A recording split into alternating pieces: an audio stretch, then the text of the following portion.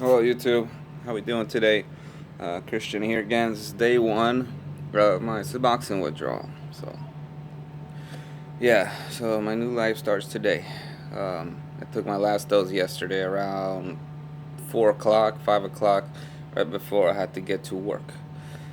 So yeah, it's finally today. It's finally the day. So I've been tapering since last month. If you see my other videos of taper, I was at 1 milligram. It was 1.5, 1 milligram, and my goal was to get to zero point 0.5 around this time, and then jump off maybe off 2.25. But to be honest, I couldn't get that low. I still have to go to work. I tried. I tried a couple days to go like zero point 0.5, like half a milligram, and I would just get sent home from work. Like I would just get sick. It wouldn't do anything for me.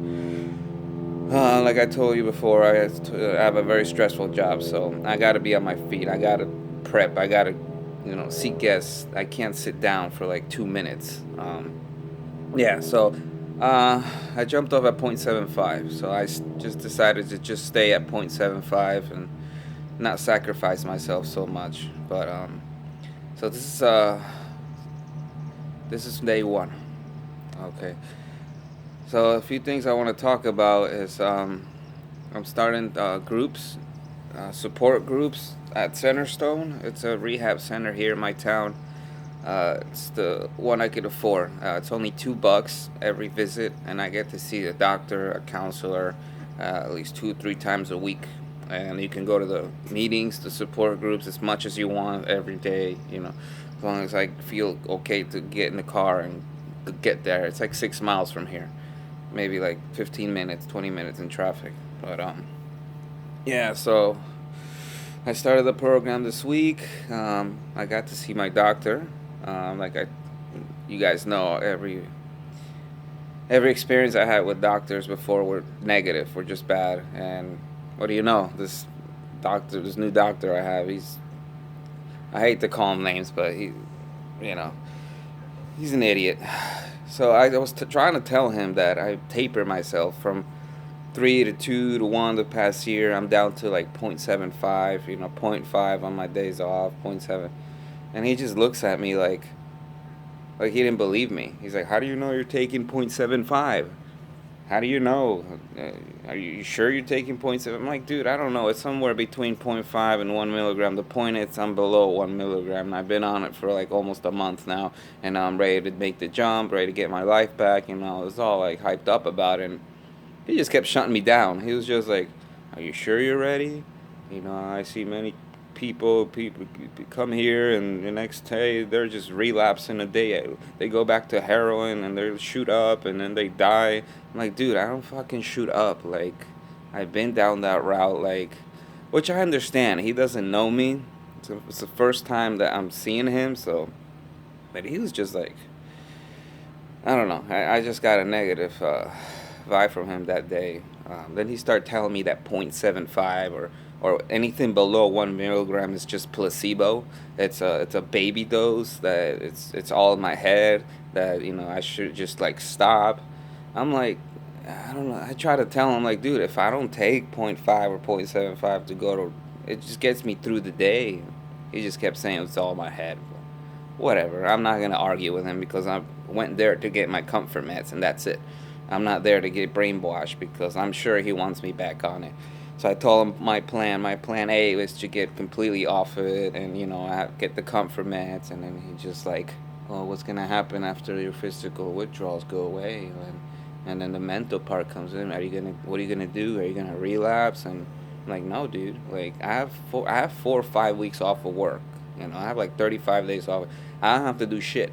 I could just stay home and just work on myself and learn to, like, deal with myself and not having to depend on something. He doesn't know I have kratom, so that's my secret weapon. I'm not gonna get into that with him. As soon as he started talking to me that way, I'm not gonna tell him what I'll be doing, and stuff.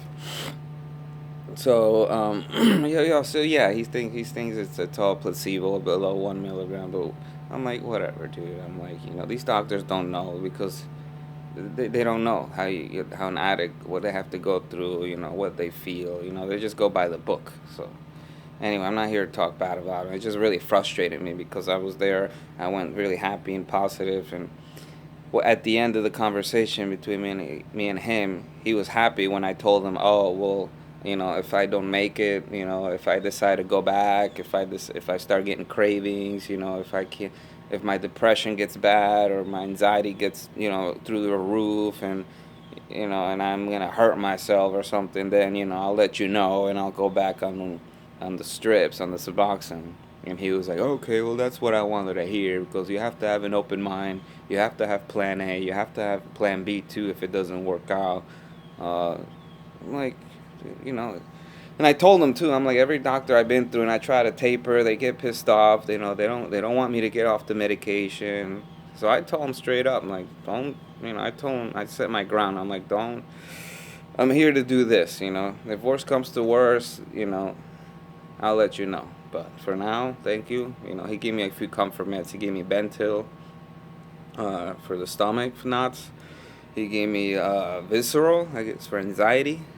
It's also called hydroxyzine. And then he also gave me, the fuck is it? Oh, gabapentin. Gabapentin. I don't know if I'm saying it right. So he gave me that for sleep time and stuff like that. I also told him I was taking 5-HTP because he wanted to get me an SSRI, and you know, SSRIs don't work for me. I've tried them all. I've tried Zoloft, I tried Lexapro, I tried Paxil, I tried Cymbalta. I don't know what the hell the other one. They all just make me feel sicker and worse than before, and my migraines get out of hand. So I told him straight up, I'm like, don't give me that any SSRIs. He's like, why not? I'm like, well, because I had to tell him the last time I took one, I actually even felt suicidal and I couldn't work and I couldn't function. So that shut him up. So I told him I take 5-HTP. I have Sam E at the house I could take. I've already go through the natural route. So yeah, so that's what happened with the doctor. Whatever. I got what I needed. I got the comfort meds I needed, the main ones.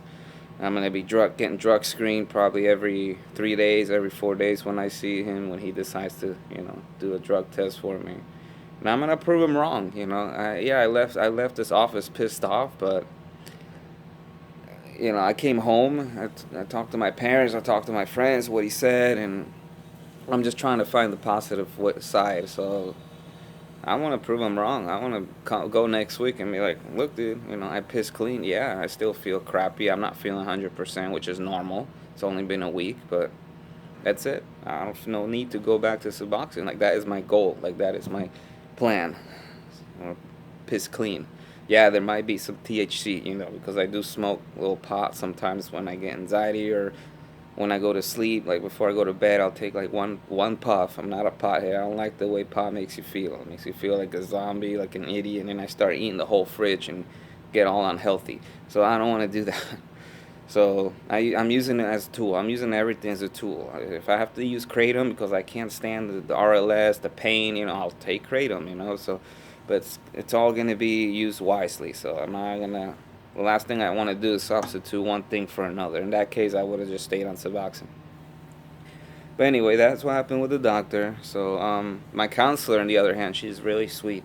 She's really nice. She's really supportive.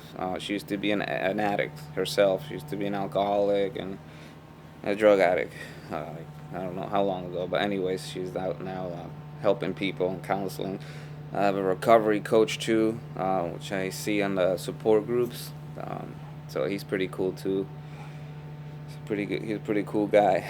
So yeah, that's what's been going on. So I'm still taking my same supplements. I did order a few more supplements too through the mail.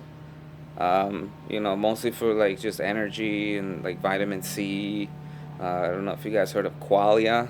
So it's a very expensive nootropic not medicine. It's like an herbal. It's like a supplement for brain performance, brain function, and brain fog. Depression, mental alertness. Because that's what I'm going through right now. I just feel like a freaking zombie still, even though today's day one, and I'm sure I'm gonna feel it for a while my brain's healing. So why not take something that might help me get back in focus and motivated and get my life back without having to rely on anything chemically.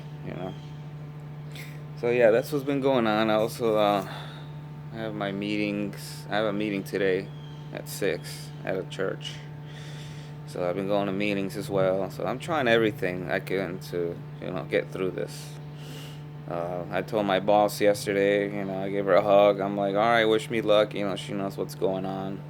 So my restaurant's gonna close for like a few days during during the week, but so that's good because I knew they were gonna go on. They said they were gonna go on vacation for like a whole month, but that's not the case. They're decided to open because we've been busy. We haven't been slow like the past couple of years, which is good.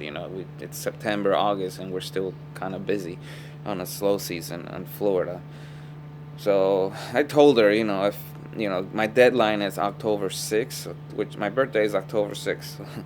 My deadline is October 7th. Yeah, that's another goal. See, I want to get to my birthday happy and sober. I want to enjoy that day. I want to, not having to get up and relying on, putting a pill under my tongue. So if I start feeling better before then, I told her, I'll let her know because I don't have any money. I give all money to my parents just so I don't tempt myself on, running into somebody and buying a pill or something. So I'm just, I'm looking after myself. I don't trust myself sometimes, so especially in early recovery. So yeah, I'm not having much money right now, but I got the rent paid. I got all the bills paid a month ago, so I'm good. I'm set for the month. But of course, at the end of the month, I'm probably gonna be running low on money. So if I start feeling good, I'll give her a call and tell her, hey, I'm feeling okay to work. Physically, I got my sleep back. So hopefully, that's the case. I'll be able to go back to work earlier. If not, like I said, my deadline is October 7th. That's like a month from now, a month and a few days. So we'll see how it goes. I'll try to make a video today's day one. My last dose, like I said, was yesterday at 4 o'clock of 0.75. So I'm still feeling okay. I'm not feeling anything. Mostly it's just mental. Mostly I'm just trying to get mentally prepared. And oh shit, I'm gonna wake up tomorrow and not have it anymore. And so I'm not trying to think about that. I have nothing to do. All I can do is just try to like deal with myself. Also, the gabapentin he gave me that knocked my ass out. I haven't been sleeping that good this past month on a low dose. So like my sleeps have been like 5-6 hours at night, 7 hours maybe, but broken up sleep. But last night I freaking slept 9 hours straight, like a rock. So that gabapentin did work. So I'm gonna just start to use that at nighttime, for now, and I'll probably start seeing more with these symptoms, in a few days, and play with the medication he gave me. I also have calm support.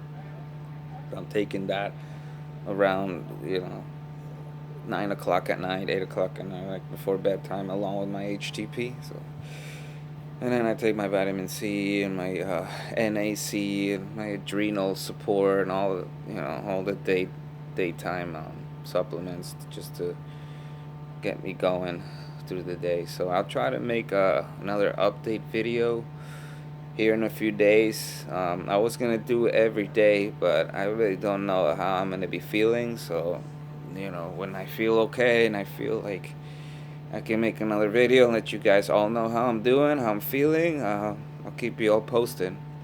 All right, hope everybody's having a good day. Peace.